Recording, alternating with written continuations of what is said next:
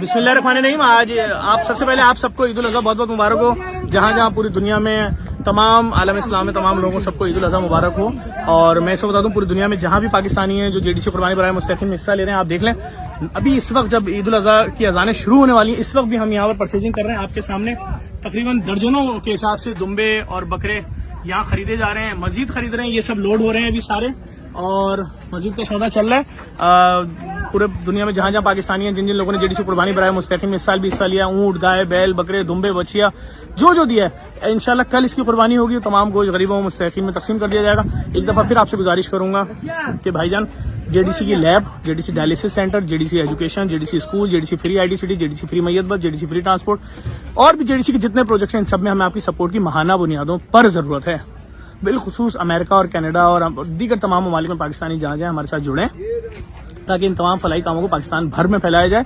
लोग मुश्किल में नहीं करा सकते अपने मरीजों का टेस्ट 1-1 लाख रुपए का, नहीं हर महीने 3 लाख रुपए का डायलिसिस करा सकते, सब फ्री खोल दिए। जाके देख लें, आज ईद के दिन भी सेंटर्स खुले हैं। इस वीडियो को आदमी शेयर किएगा।